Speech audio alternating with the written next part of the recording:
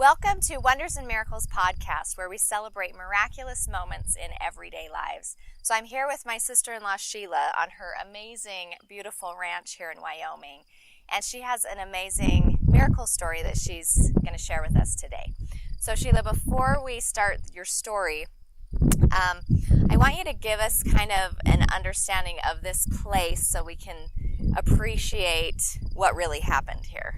Okay.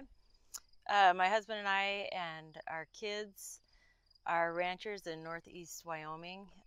Our ranch is about 55,000 acres, and it's just full of rough country, a little bit of farm country, but a lot of buttes and bluffs, deep canyons and stuff like that. So.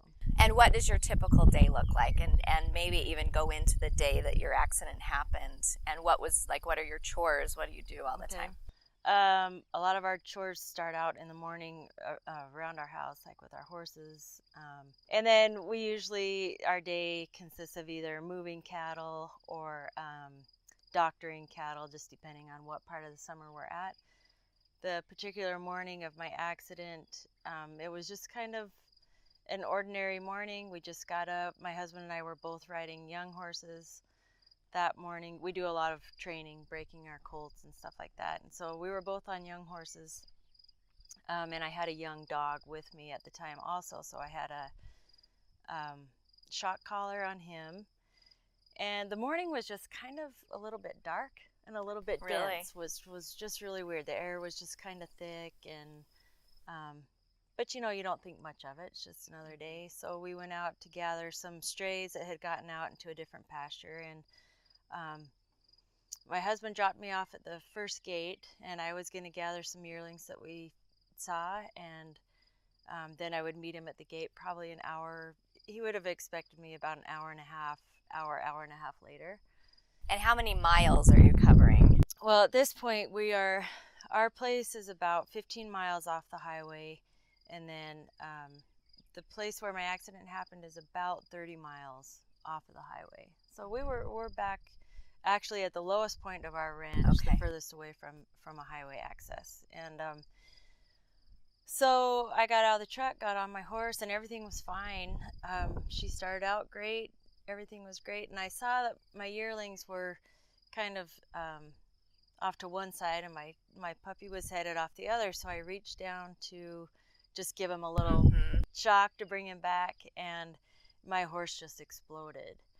And with no warning, no nothing. And I rode her for a little bit, and just when I thought she would soften, she just grabbed another gear and started again. At that point, I knew I was in trouble, so I kind of looked for my spot to land, and I found it, but she came down. And do you know why she got excited? People are saying that they've heard that sometimes those shock collars can transmit. I had spurs on. Horses are super sensitive to any sort of electrical anything. And some people have said, because there was no warning at first, I remember thinking maybe she got snake bit or something like that. I remember telling my husband too later on, check her for snake bite, because it was just so abrupt and she's not a bucker. And so that's kind of what we're falling back on, because it was just so out of the ordinary. But when I hit the ground, she came down on top of me twice and lacerating my kidney, lacerating my liver almost in half. And she broke 4 ribs, punctured a lung, and of course, and fractured 4 vertebrae. So, so the physical damage was pretty extensive. Yeah. But immediately when that happened, I heard things break, and I could feel myself filling up with fluid fairly quickly, and my breathing got pretty tight. But everything went black, and my instant thought was, I'm dying. And so I immediately started praying, God be with me, my kids need me. It was interesting because, I think your whole life you wonder what the moment before your death would feel like or emotionally be like. And there was no fear of death. I was fine with that, other than my kids are young, and I just felt like I wasn't finished with that job yet. And so I just kept saying, God be with me, my kids need me. And That's beautiful. I think that kept me going. Because I remember thinking, I just could take a little tiny nap, and then I'll get up and try to get help.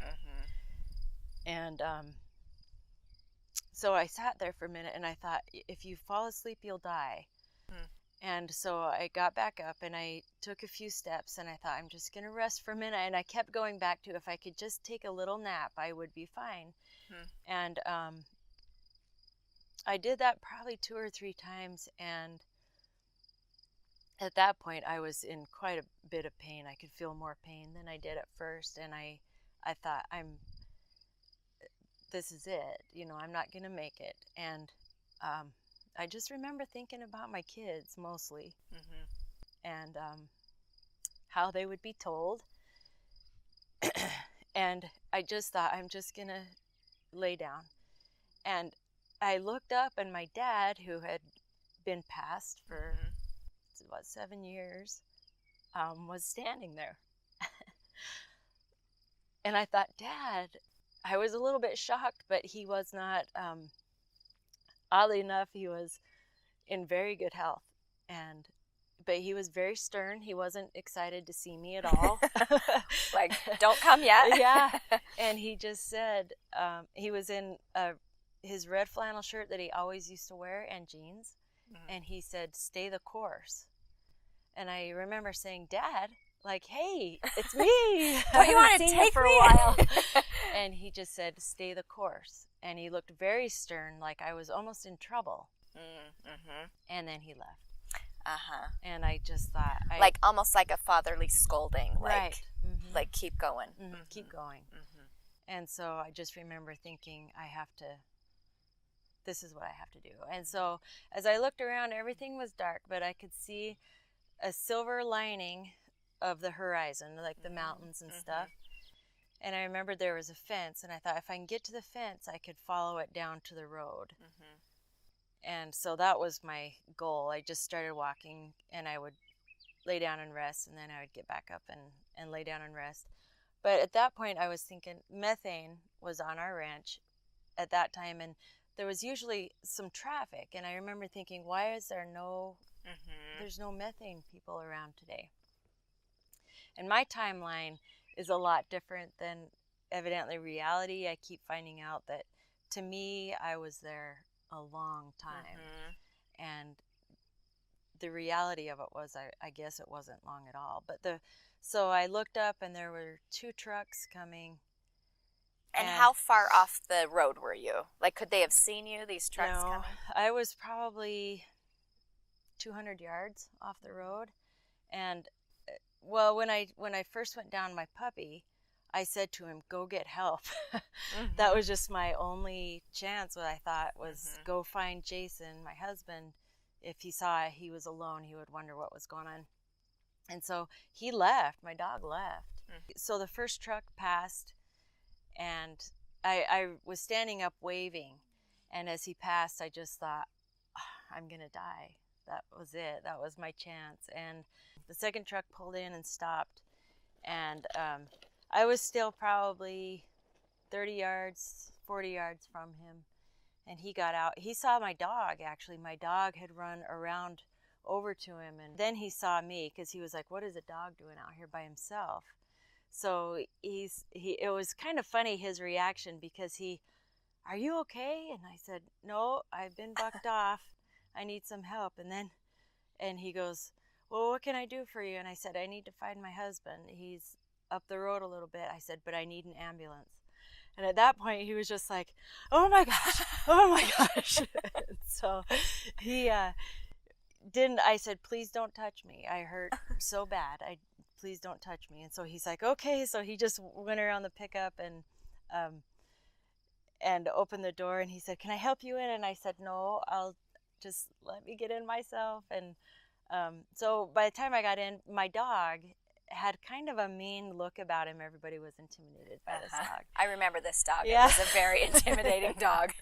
And so he actually, I said, could you please get my dog in? And so he loaded up my dog anyway, and we headed off, and we saw my husband. My husband was actually just getting on his horse at that point, and the guy said, hey, I have Sheila here. She's been bucked off. And Jason was like, oh, because our day was, we weren't going to get the cattle in. And he said, no, she actually needs an ambulance. And so he immediately got off his horse and loaded up. At that point, I was able to get my husband in the truck, and we headed to town. And Gillette was we were about 30 miles from the highway, and then Gillette's about 45 miles from there. So. And in the truck, did you feel any more like you're slipping or blacking out or any of that kind of thing? At that point, I just thought, at least I've been found. And I, whatever happened.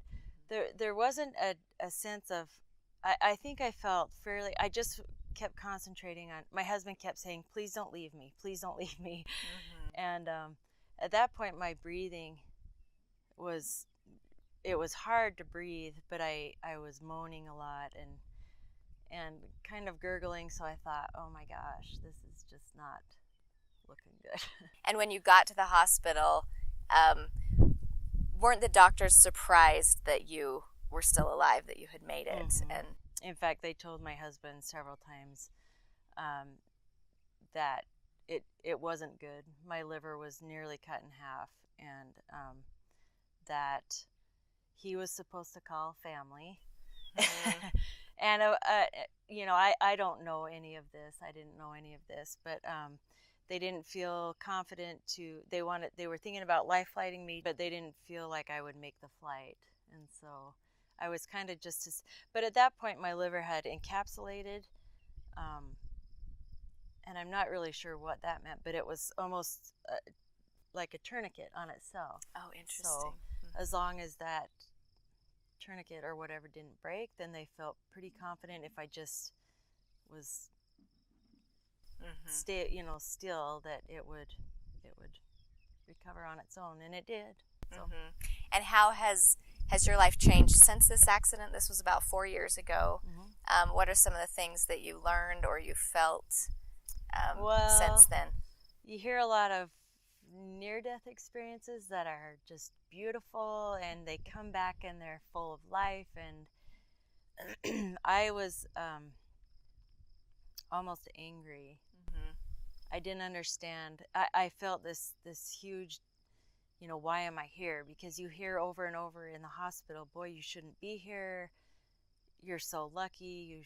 You just should not have survived that. And so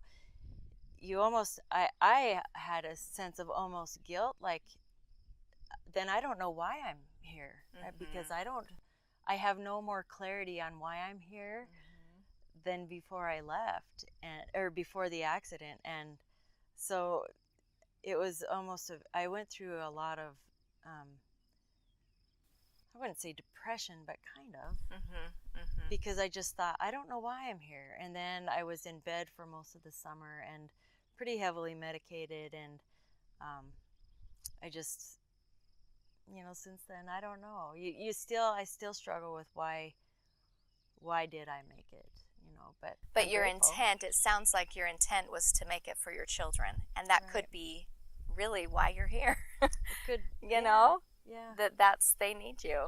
And so what were the miracles that you saw that took place, as far as you were out in the middle of nowhere, the likelihood of a truck driving by, how likely was that? And then your dog, tell us a little bit about your dog too. Well, it wasn't highly unlikely that somebody would drive by. I guess it was a little bit, yeah, especially, but for my dog to go down and get his attention, I was far enough off the road and over actually a bluff that I don't think they would. If I hadn't had my dog, he wouldn't have seen me. No. And I do believe, and the hospital said time was, of the essence. So that was huge. But my dog was very young, but he was always very protective of me, as you know. And it was interesting because he, for that whole summer, sat on my bed and was very protective. And you know, my mom was here for a little bit helping take care of me because Jason had to keep working. And he didn't like people to approach me, or he just kind of wanted to take care of me. And at the end of the summer, he ended up getting a disease that coincidentally was the same disease as what my dad passed away from. And it was interesting. And my youngest son is kind of a spiritual guy. And when I got my next puppy, I was so worried, who was a full brother to this dog, I was so worried that the same thing would happen to him. And one day my son said, "Mom, Gus had a mission. Teague has a life." And I just thought, oh my God. That's beautiful. I know. Yeah. Yeah. How insightful for a 10-year-old. Yeah. You know. Yeah. So that's beautiful. That was. And just to see my dad come to me, and my dad was always a huge source of strength. In, you know, one of his things that he used to say was, "Pull up your bootstraps," and, you know, and so for him to come when I really needed that the most, I think was profound. And not to be, you know, my dad wasn't much of a coddler and stuff like that. So for him to come, you know, and be stern, that wasn't too much out of the ordinary, but it was interesting. Right, that was his style to get you going, to motivate you. You do what you have to do. Yeah. And your dad still, you kind of call on him when you need that strength sometimes, even now, right? And do you feel him present? I do. Sometimes I ask if I can see him again. And have you been allowed to? I have not been allowed to see him again, but yeah, so he's still very much involved in you can feel his presence involved with you. Yeah. Well, thank you for sharing your story. I appreciate that. I love that story. And if you want to hear more miracle stories, be sure to subscribe and check out my website at wondersandmiracles.com. And remember to notice and celebrate the miracles and wonders in your life.